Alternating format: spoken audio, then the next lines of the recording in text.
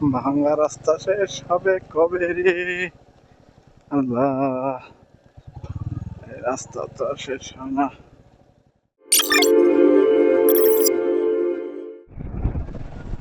আমরা আছি এখন শরীয়তপুরের রাস্তায়।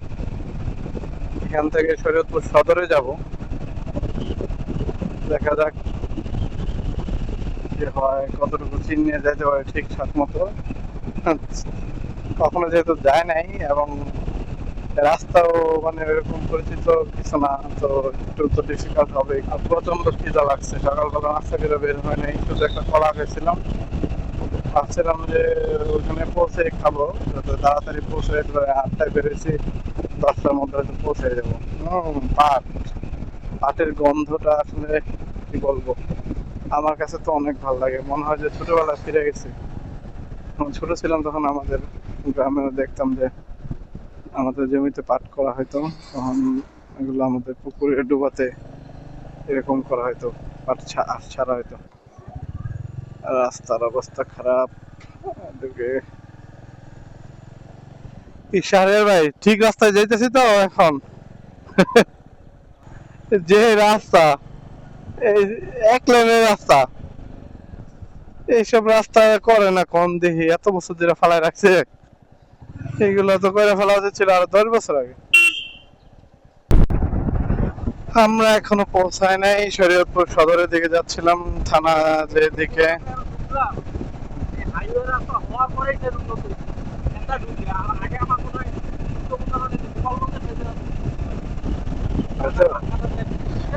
হইতে পারে, জানি না।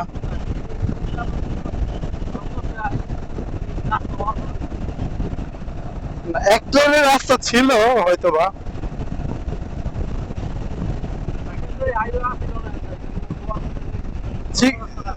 চিকন আছিল, চিকন অর্ধেক আছিল না, এটা রাস্তা ছিল, চিকন রাস্তা দেখেন নাই কত চিকন রাস্তা, গ্রামের রাস্তার মতো ওই ছিল আর কি। ওইটা এটা হাইওয়ে বানাইছে আর কি, এই জন্যই মানে রাস্তা এখনো অনেক জায়গায় চিকন। কি ডানে না বামে দিকে না? ও ভাই থানাটা কে দিকে থানা?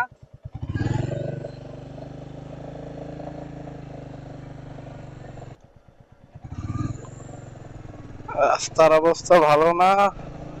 ফরিদপুরের ভিতরে আছে। এই যে বাড়ি, ফরিদপুর কাঠের বাড়ির জন্য বিখ্যাত শরীয়তপুর। বিশাল বিশাল বাস এদিক দিয়ে অল্প চিপা রাস্তা দিয়ে আসে। এটা হাইওয়ে বলে, এটা হাইওয়ে রাস্তা, তাই রাস্তার বেহাল দশা, চালাইতেও পারতেছে না, অত দ্রুত যাইতে পারতেছে না। সময় লাগবে, কারণ এরা একটা টাকা দিতে গেলে একদিন লাগবে। এটা তো সত্য হইতে পারে, এটা সত্য হইতে পারে। আমরা আগে যশোর গেছি, পাক্কা 2 দিন লাগবে। 2 দিন লাগতো যশোর? আল্লাহ আমি নিজে আমার ফেলা। আল্লাহ, এটা তো বিশাল বড় পারি তাইলে, মানে 2 দিনের জার্নি তো ভাই অনেক বড়। এই যে সাভার দিয়া আরিতে হইয়া হ্যাঁ। যাইতে হবে, পাটুরি চলে দিয়ে বুঝছেন। হুম। নদীটা এত বড় ছিল, নদীটা আপনার পার হইতে আপনার 1-1.5 ঘন্টার সময় লেগে যেত। হুম। 1-1.5 ঘন্টা নদী পার হইতে বহুত। অনেক অনেক, 1-2 ঘন্টা তো নদী পথে অনেক, মনে হবে যে পার হয় না, শেষ হয় না কে, এমনই ফিল হয়। মানে আমি ফেরিতে উঠলে, লঞ্চে উঠলে একদম, মানে আমি ডান্স সুন্দর করে সব করা লাগছে আর কি। এই তো দেখা যাচ্ছে শ্বশুর বাড়ির রাস্তা, মনে হচ্ছে নদী দিয়ে যাইতেছি, আল্লাহ জানে। একটা ডোবা, একটা সাগর পার হইলাম, অবস্থা খুবই খারাপ, খুবই খারাপ রাস্তা। এগুলো মনে হয় তৈরি করবে, যদিও শরীয়তপুর শহরের দিকে রাস্তা খুব ভালো ছিল, ওইদিকে রাস্তা প্রশস্ত ছিল এবং পাকাও ছিল পুরোপুরি, সমস্যা হয় না এদিকে আসতে। কিন্তু এই সাইড গুলা, শরীয়তপুরের এই অংশগুলোতে রাস্তা খুবই খারাপ। যাক, এতক্ষণ একটু ভালো রাস্তা পাইলাম অনেক দূর আসার পরে। খারাপ রাস্তা পার হওয়ার পরে মনে হচ্ছে না সামনে আর সামনে আবার মনে হয় খারাপ রাস্তা এসে পড়ছে। আরে, মানে মাঝে মধ্যে ভালো রাস্তা পাচ্ছি আর অধিকাংশ সময়ই খারাপ রাস্তা। ব্যাপারটা দাঁড়াইছে এরকম যে মাঝে মধ্যে ভালো ভালো, হ্যাঁ ভালো রাস্তা খুব, হ্যাঁ মাঝে মধ্যে পাইতেছি ভালো রাস্তা আর অধিকাংশই খারাপ রাস্তা। সব পাটের ক্ষেত, প্রচুর পাটের ক্ষেত। অনেকগুলো ফালায় আসছি, এগুলো পাট নাইড়া রাখছে রাস্তার পাশে। এগুলো পাটের যে একটা গন্ধ, এই গন্ধটা আসলে আমার কাছে খুবই ভালো লাগে।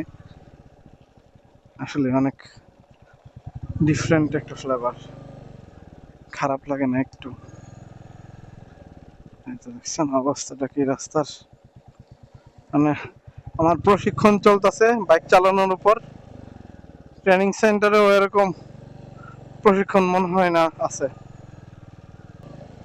এই রাস্তা দিয়ে আবার ঢাকা শরীয়তপুর হাইওয়ে বাসগুলো চলে।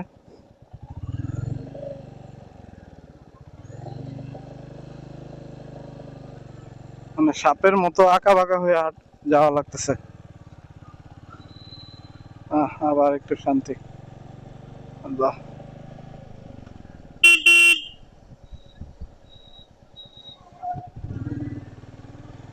এই শান্তি তো বেশি দিন আর বেশি দূর টিকবে না। আবারও চলে আসছি ভাঙ্গাই। ভাঙা রাস্তা, বাইক তো টানতে পারতেছি না ভাঙ্গার কারণে। রাস্তার যে খারাপ খন্দ পানি।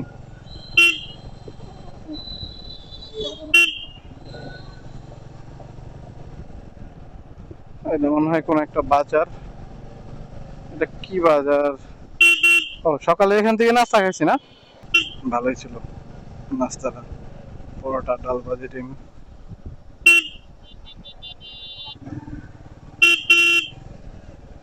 এটা কি নারিয়া নাকি না? কি এলাকা, এলাকার নাম কি? জাজিরাই পড়ছে। এটা জাজিরা, নামাই দিছে সাইডে। এমন চিপা রাস্তা আর কিভাবে এটা হাইওয়ে হিসেবে চলে আমি বুঝি না এখনো। এটা আরো 10 বছর আগে তৈরি করা দরকার ছিল। ভাঙ্গা রাস্তা শেষ হবে কবে রে আল্লাহ, এই রাস্তা তো আর শেষ হয় না। সোজা রাস্তা,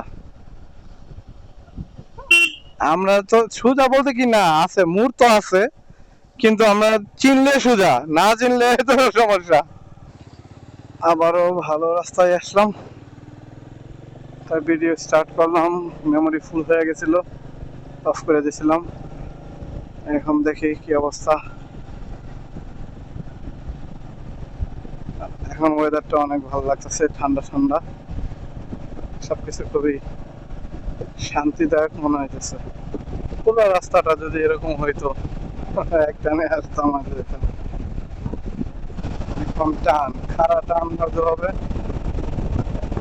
রয়্যাল এনফিল্ডে খাড়া টান 70-80 বেশি আসলে ওটার পরে বোঝা যায় যে কি অবস্থা।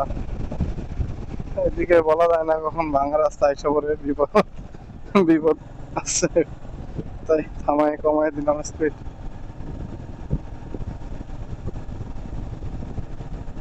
আসলে রয়্যাল এনফিল্ডের এই মিটিওর ভার্সনটা নিয়ে 70-80 মানে কমফোর্টেবল।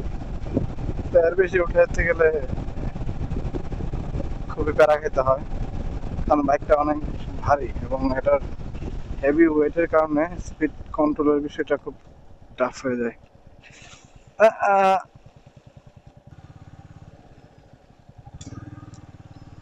আমরা কি জাজিরা পয়েন্টে এসে পড়ছি সারে ভাই? আমরা তো মনে হয় জাজিরার পয়েন্টে এসে পড়ছি। হ্যাঁ, ওই যে